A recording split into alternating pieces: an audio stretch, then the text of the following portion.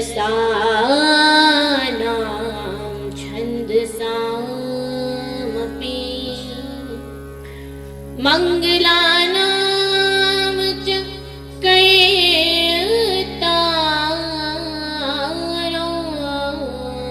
वन्दे वाणि विनायकम्।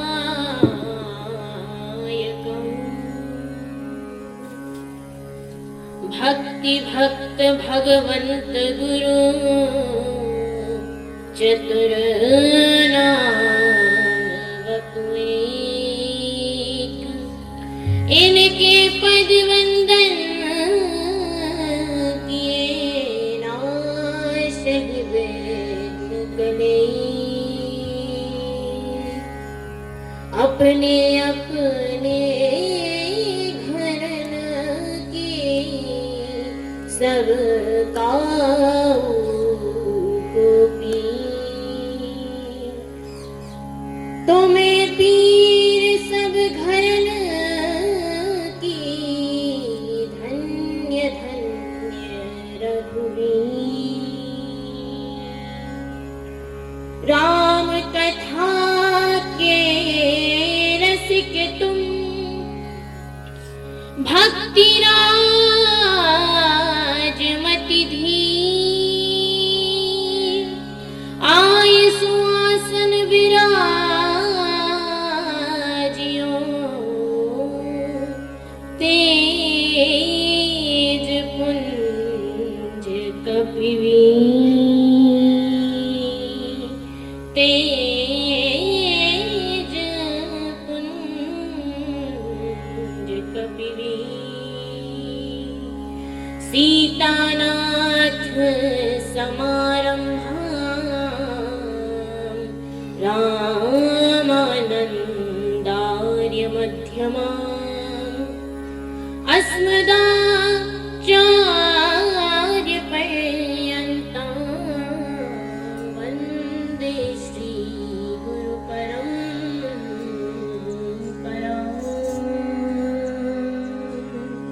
बोले श्री राम भगवान। ये जो कथा है इसका साक्षात्कार स्वयं अनंत बलवंत हनुमंतलाल जी महाराज कर रहे हैं। ये उन्हीं के सानिध्य में हो रही है। तो आपका और हमारा सौभाग्य बड़ा है। भाग्योदयेन बहुजन्म समर्जितेन सत्संगमं च लभते पुरुषो यदा। जब हमारे करोड़ों करोड़ों जन्म के, हजारों हजारों जन्म के पुण्य, भाग्योदयेन बहुजन्म समर्जितेन, जब हमारे बहुजन्म के भाग्य उदय होते हैं तब जाकर हमें सत्संग की प्राप्ति होती है। संत समागम हरि कथा दुर्लभ दोनों ये। संत का समागम और हरि की कथा, जब तक राम की कृपा ना हो, जब तक अनंत बलवंत हनुमंत लाल जी की कृपा ना हो, तब तक संत समागम और हरि कथा ये दोनों हम सबके लिए दुर्लभ है। और हम सबका सुनने का, श्रवण करने का मंतव्य यही होना चाहिए। केवल सुनने से कोई लाभ नहीं होता। जब तक जैसे आप कितनी ढेरों चौपाइयां, उनमें से कोई एक वाक्य उठाकर अपने जीवन में उतारिए। रामचरितमानस को उल्टा पढ़ो तो क्या होगा? मानस चरित्र राम। हम मनुष्यों का चरित्र ही राम है। और कथा का तो प्रसाद ही संत होते हैं महाराज। और प्रसाद का अर्थ क्या है? प्र अर्थात प्रभु, सा अर्थात साक्षात, और दा अर्थात दर्शन। प्रभु के साक्षात दर्शन ही संत दर्शन होते हैं। और मैं तो बहुत अबोध हूँ, बालिका हूँ, इतने बड़े बड़े विद्वत जन बैठे हैं, मुझे तो बड़ा भय लग रहा है बोलने में। परंतु फिर भी गोस्वामी तुलसीदास जी का सानिध्य लेकर और अनंत बलवंत हनुमंतलाल जी महाराज के चरणों का आश्रय लेकर एक चौपाई के साथ अपने भाव को रखना चाहूंगी। और समय का भाव है तो जितना समय मिलता है, वैसे तो कथा का नियम तो यही होता है कि कथा समय पर शुरू हो, पर पूर्ण का कोई समय नहीं होता। जब तक हरि कथा, हरि की इच्छा होगी तब तक कथा।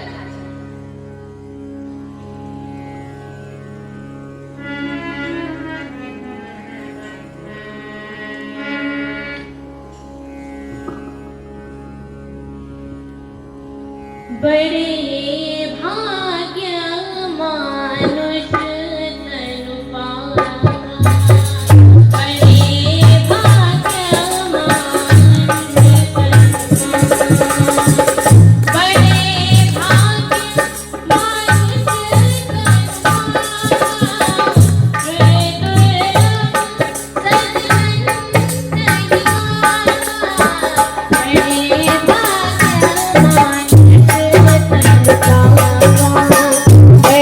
भाग्य मानुष तनु पावा, बड़े दुर्लभ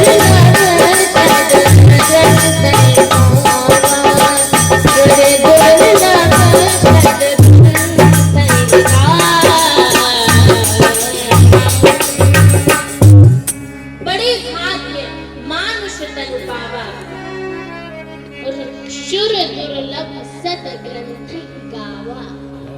हम सबके बड़े भाग्य हैं। और गोस्वामी तुलसीदास जी ने ये क्यों कहा शुर दुर्लभ? देवताओं के लिए क्यों दुर्लभ?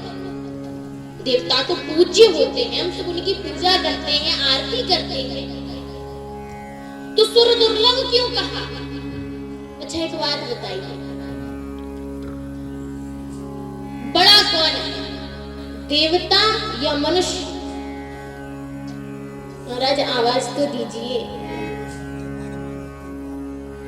अब आप बताइए कि बड़े कौन है, देवता या मनुष्य?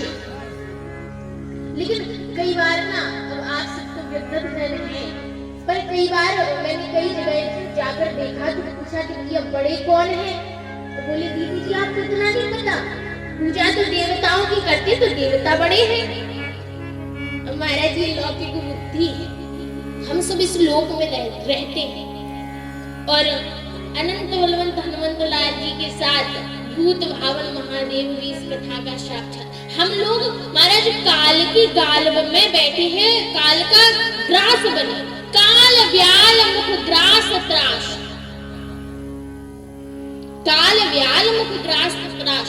हम काल रूपी व्याल के ग्रास बनकर बैठे हैं, जहां इस काल ने अपना मुंह बंद किया वहीं पर हमारा, पर महाकाल के सानिध्य में बैठे हैं तो महाराज हमको टेंशन लेने की कोई जरूरत नहीं। तो हम यहाँ पर थे कि बड़ा कौन है, देवता या मनुष्य? अच्छा आइए यहाँ पर एक छोटी सी प्रसंग से सुनते हैं। एक बार एक राजा थे, उन्होंने कहा कि ये चलो दान किया जाए, दान करना चाहिए। तन पवित्र सेवा किए, धन पवित्र कर दान, और मन पवित्र हरि भजन सो होत त्रिविध कल्याण। राजा ने सोचा दान करना चाहिए, तो राजा ने देवताओं को बुलाया और मनुष्यों को बुलाया। महाराज मनुष्यों को, अब उन राजा के पास एक पारस पत्थर था। पारस पत्थर क्या होता है महाराज?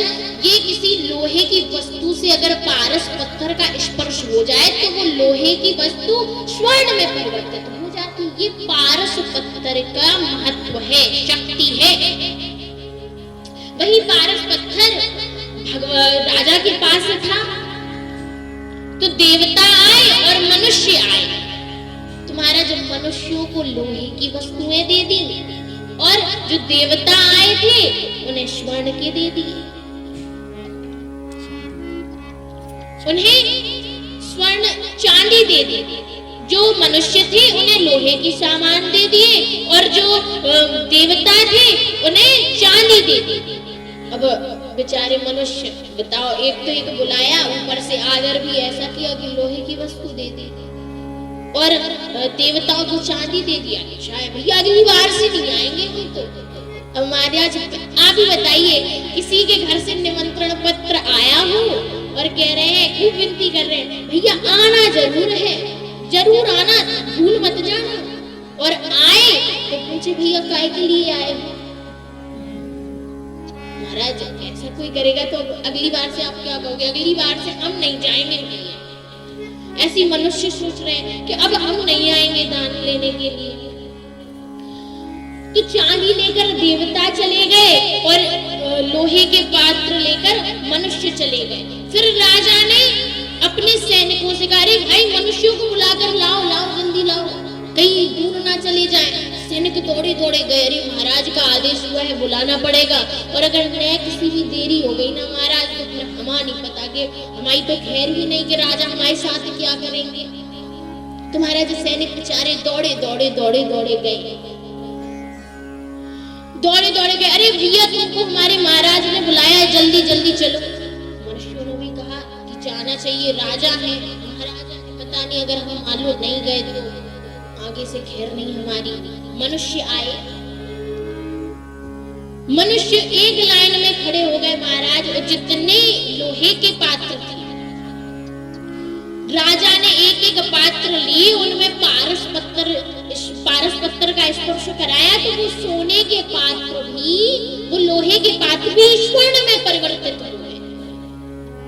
अब आप बताइए इस प्रसंग से आप सबको शिक्षा क्या मिलती है? महाराज हम हैं तो लौह रूप में, हम हैं तो लोहे के, पर जब सत्संग रूपी पारस पत्थर हमसे स्पर्श करा दिया जाता है तो हम भी स्वर्ण में परिवर्तित हो जाते हैं। और रामचरितमानस तो महाराज ऐसी है, जितना अंदर देखिए महाराज, जो गंगा शरीर होती है या गंगा होती है, इनमें महाराज ज्यादा अंदर गहराई में जाओ तो डर रहता है, पर रामचरितमानस ऐसी है कि जितना अंदर जाते जाओ महाराज उतना ही आनंद है, उतनी ही आनंद की परिपूर्णता है, उतना ही राम की कृपा मिलती है। ऐसी रामचरितमानस।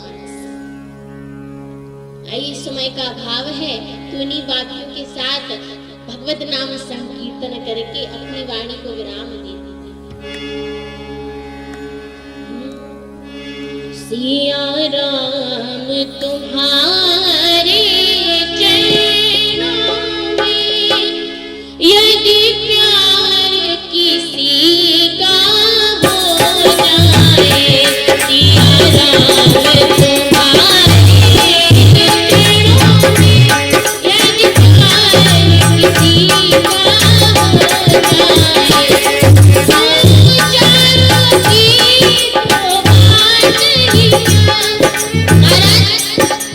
ऐसे नहीं।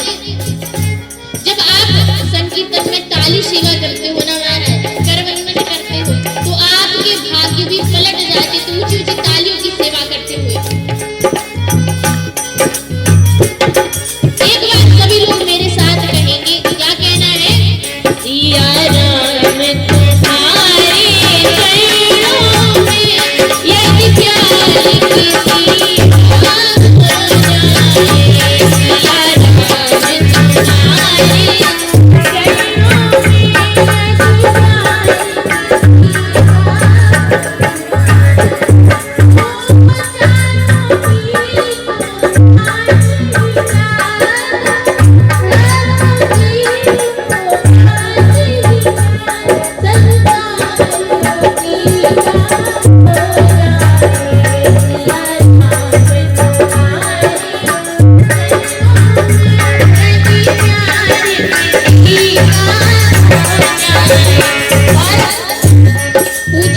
पीठाधीश्वर जो रामभद्राचार्य जी महाराज है ना, उनका ये बड़ा ही सुंदर मंत्र है। तो आइए सभी लोग इसी मंत्र का महाराज नाम संकीर्तन करते। क्या गाना है? सीताराम हनुमान